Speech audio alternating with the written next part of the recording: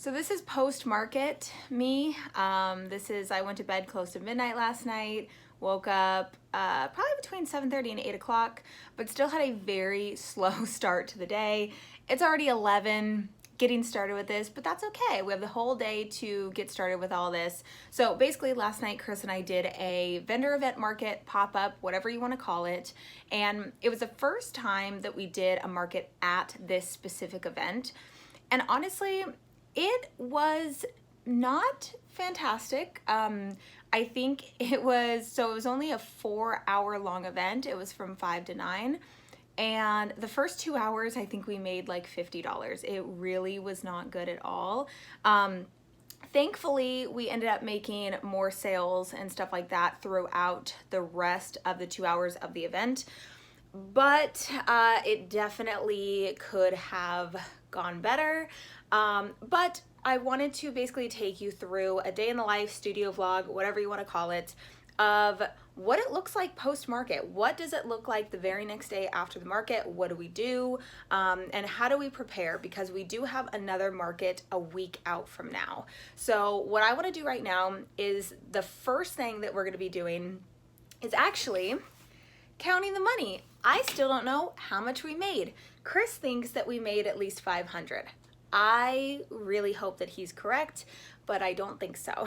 I think that last night was probably one of the least grossing nights that we've made, but then again, I've thought that before sometimes and I've been completely wrong. So who knows, we may have done a lot better than I thought.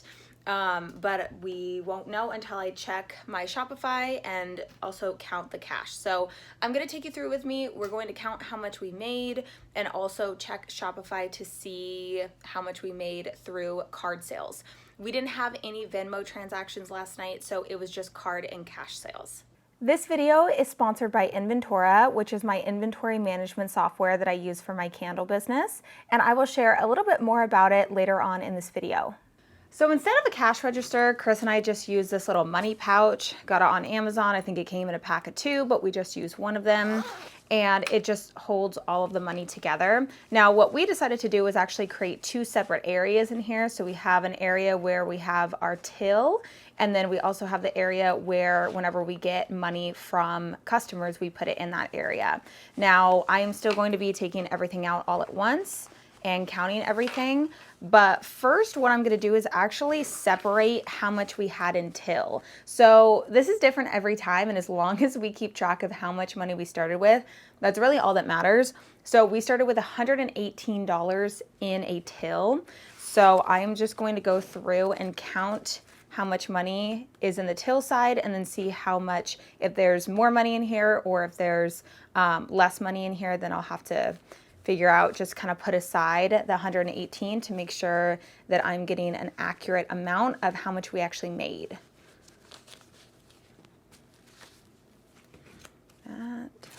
So 10, 20, 30, 40, 45, 50, 55, 60, 65, 70, 75, 80. 1, 2, 3, 4, 5, 6, 7, 8, 9, 10. That's 90. 1, 2, 3, 4, 5, 6, 7, 8, 9, 10. That's 100. 1, 2, 3, 4, 5, 6, 7, 8. So it looks like I just need to take $10 from here. So I'm going to take a 10. So this amount over here is now back to the till of $118. Now, I'm not gonna say that that's like our number for the till, but that's just what we started with last time. Sometimes, again, it just varies. So now I'm going to count the cash. Now, we ended up getting a lot of cash transactions. Typically, we do not get this many cash transactions. And especially one of the last orders of the night was a pretty large order. They got 2 gift boxes. So let me just put that in order. So we did get a $100 bill, which is really cool. I don't know if we've ever gotten a $100 bill before, but luckily there was no change needed. So 20, 40, 60, 80, 100. So we got 200 there. 10, 20, 25, 30. So we got $230 in total earnings for cash. So now what I'm going to do is I'm going to go onto Shopify, and I just need to look at the POS. So it's the there's different channels that you can sell on in Shopify, mainly like if you're doing like selling on like Facebook or selling through your actual website, or selling POS, which is point of sales, which is anywhere that's not online. So you're taking your business. So if you had a brick and mortar store, that would be POS. POS systems. And then it also works that way too when we're doing pop-ups and we're selling at different locations. So I'm just going to go on to Shopify. Okay, so here's the back end of my Shopify store, and I did have to actually make sure that I'm not showing any kind of like my address or anything on here. So I just went to the POS side, and then I went to yesterday's sales. So yesterday on credit card, we did $145 in sales. And as I said before, we didn't do any kind of sales on Venmo or anything like that. So I'm just gonna do 145, and then I'm going to add that to the $230, $375. So honestly, I think that that's right about where I thought that we were gonna do, was right around that, like definitely under $400. I thought it was gonna be closer to 300, but that's definitely is closer to 400. So I'm totally fine with that. I'm definitely happy with that, especially since the night was so slow. It was a new event for us. We had never been there before. And our location was just, it was not ideal. It was basically a strip of, like a bunch of different vendors. So basically just one walkway, and it was like a stripped down, kind of like a parking lot area. And we were pretty much at the very end. So we were third to last on the end. So we were kind of like on the very beginning for people, or at the very end for people, which is not always the best place to be, because a lot of times people that are just getting to the event, they kind of want to look around at other things that are going on first, and we get a lot of the, we'll come back, we'll be back. Sometimes people will return. Most of the time they don't, and that's okay. They're gonna find other things that they like, and they're just getting to the event, so maybe they only have a certain amount of money that they wanna spend, and they don't know if they wanna spend it within the first like 2 minutes of being at the event. So I get it. But overall, I'm actually pretty happy with that amount. So now that we've gone through how much money that we earned last night at the pop-up, now I'm gonna be walking you through going through the actual inventory. So Chris dropped off everything in the garage last night. That's pretty much where we do a lot of the inventory and keeping a lot of that product down in the garage, because we are in a 2-story apartment. It's much easier than having to lug it all the way up here, much easier on Chris. So we're gonna be going down there in just a moment, but first, I'm gonna go into Inventora, and this, if you're not familiar, is my inventory software. Yes, they are sponsoring today's video. Huge thank you to them for sponsoring this video, continuing to support. I am also an affiliate with them just because I love their product and their software so much. It seriously has just made a world of difference in my business. And if you don't have an inventory management software yet for your business, and you have product and materials, you absolutely need one. It is imperative. It's honestly mandatory, to be completely honest, to make sure that you are organized and understand what's going on with your products. So they have a feature over here that is audits. So I'm gonna go over to audit, and what this is it basically just pulls how much inventory you have in stock. Now, we actually, when we are calculating how much we have left over from our market, because we keep that inventory a little bit separate from what we have on the website, we're gonna use it a little bit different, but it's just so that we have a good outline of all of our product names and sizes. And then what we're gonna do when we go down there is we're going to count all of the inventory, and then just mark how much of each item, of each scent and size that we have. And then that'll give us an indication of what we need to restock for the next market, because again, we have another market coming up in 6 days. So next Friday night, we have another market. So I'm just going to perform audit. I'm going to click on products as well as candles, start audit, print stock levels, and I am going to get this all printed out, and then we're gonna take it downstairs and get started with counting the inventory. Okay, it is very cold and a little windy outside, so I hope you'll be able to hear me properly. So what we're doing right now is going through all of the bins. Now, how we have it set up in the bins, and I know we bring a lot of totes with us, but it makes it super easy to not only set up and tear down, but also for inventory. So what this bin contains is 2 different scents in both the sizes. So we have the small on top. Chris, can you pull small, like just a box to show?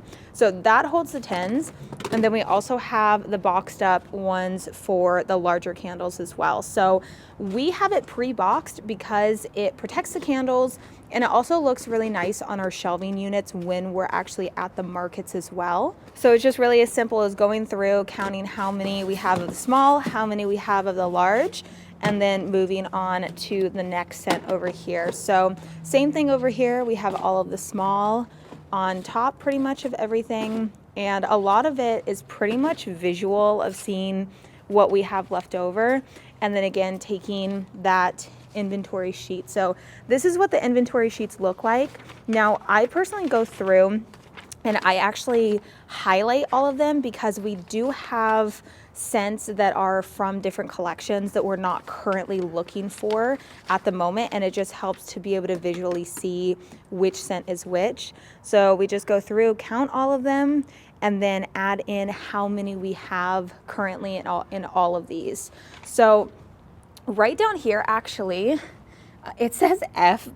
So these are all the totes that I actually used when I did eBay. So that was my old inventory system for eBay. So we just have that on there.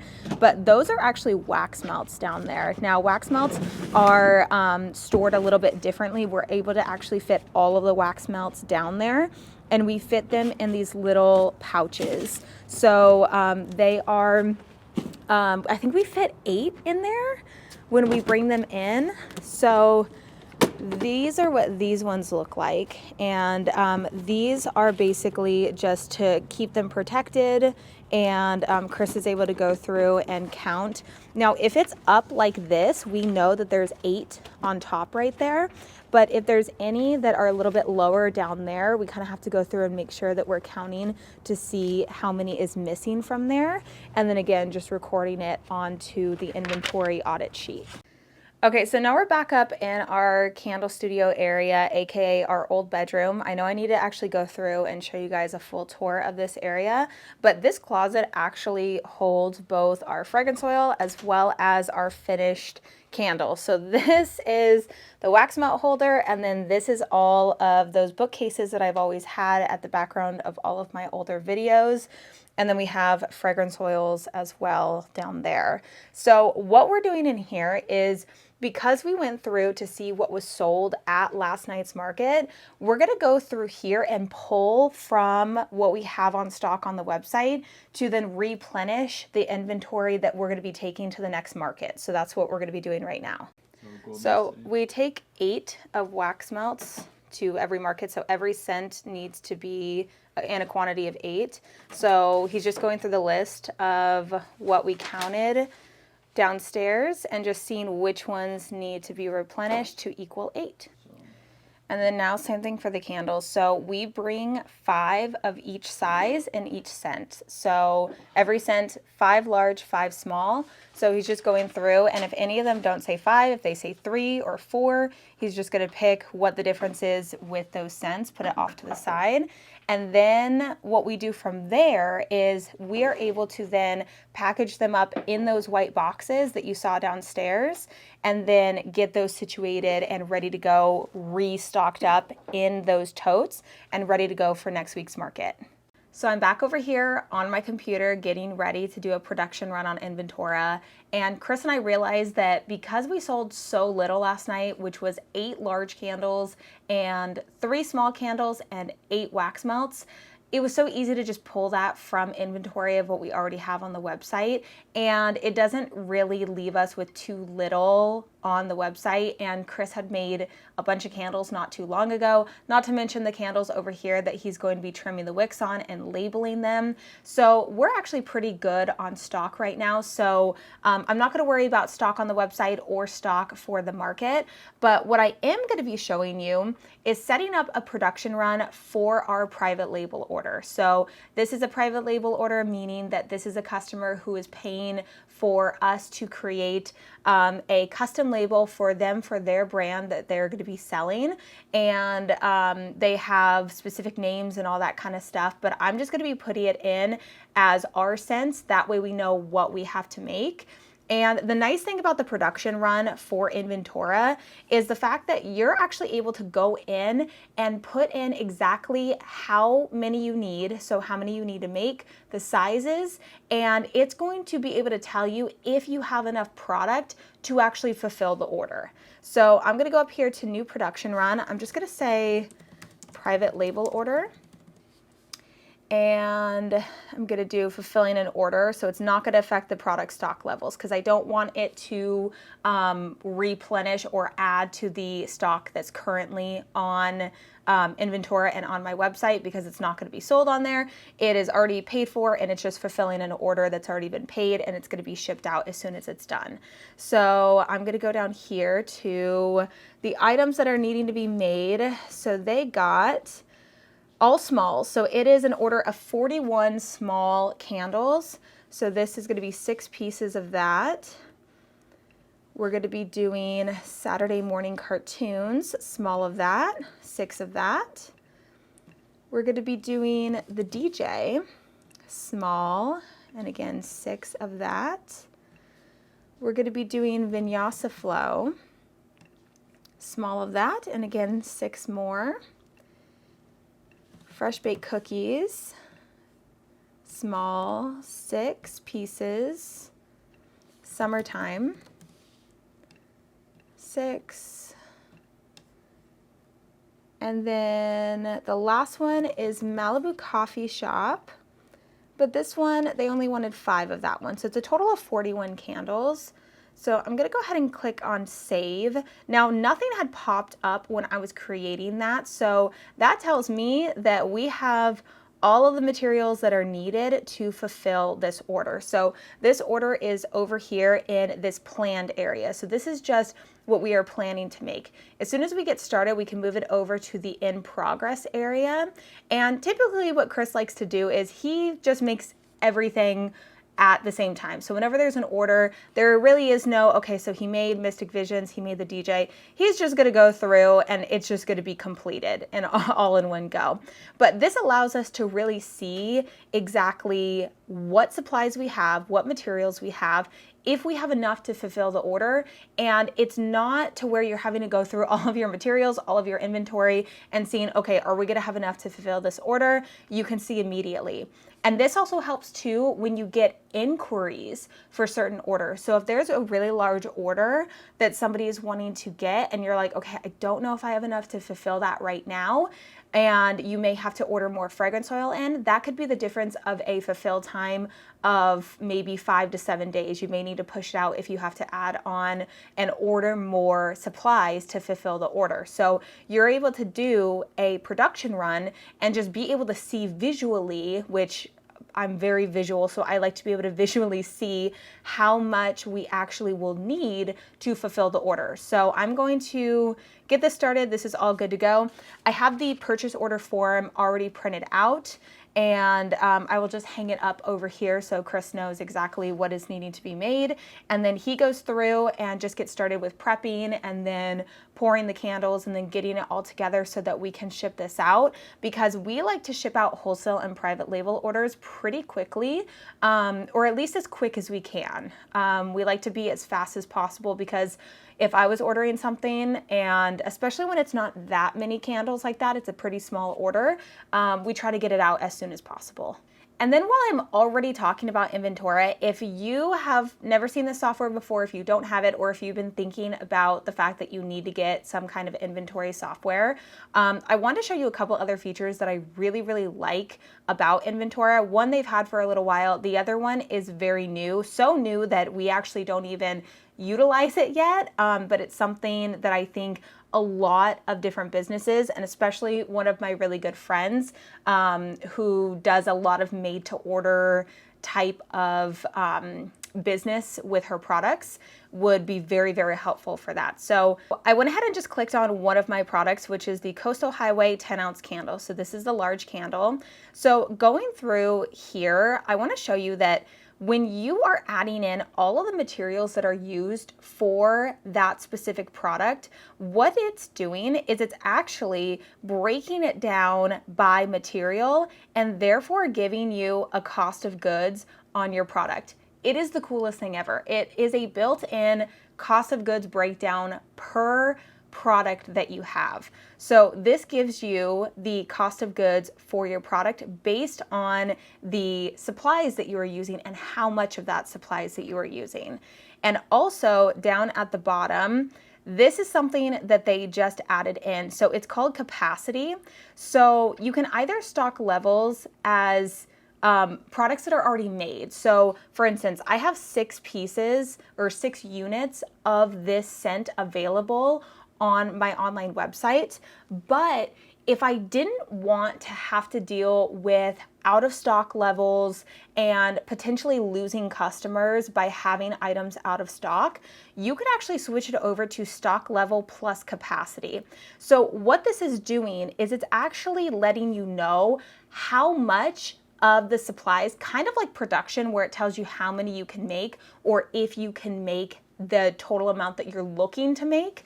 This is essentially telling you, hey, yeah, you got 6 pieces in stock, but you could make 59 more pieces with the supplies that you currently have, with the materials that you have, the fragrance oil levels, the wicks that you have, the wax, all of that. You're actually able to make 59 pieces of that particular candle. So in this case, I could really make to order 59 of these Coastal Highway 10-ounce candles and create a made to order section on my website, or just have it available and increase my shipping times a little bit and increase the processing time for the order and specify that I do made to order, so that you're not creating product that is going to sit there, and you're also not losing sales based on people going to your website and being like, oh, I wanted to get Coastal Highway, but it's out of stock. So that is a really good option, and it gives you an indication, again, a visual example of what you could possibly make with the materials that you have available to you. So that's why it's so important to be able to see what is going to work best for you in your business. Is it going to be making products ahead of time and having them readily available? Or is it going to be more beneficial to you to not have to worry about having inventory that is just sitting there and only focus on the orders that you are currently getting in? Therefore, you know that those orders that are coming in, you're making the order and you're shipping it out. So nothing is actually sitting there, or maybe you have very little in stock and you're focused more on made to order. So I really like that extra feature that they recently added in. It kind of gives a lot of people a little bit more variety in how you're able to actually choose your stock levels. And it's, again, connected to Inventora, which is connected to all of your materials. So you're never left wondering, okay, well, if I'm putting that I have 25 available on my website because I'm doing made to order, but you don't actually know what you're able to make and you're trying to figure it out based on all of your materials that you have, this is a way that you know how many you can actually make.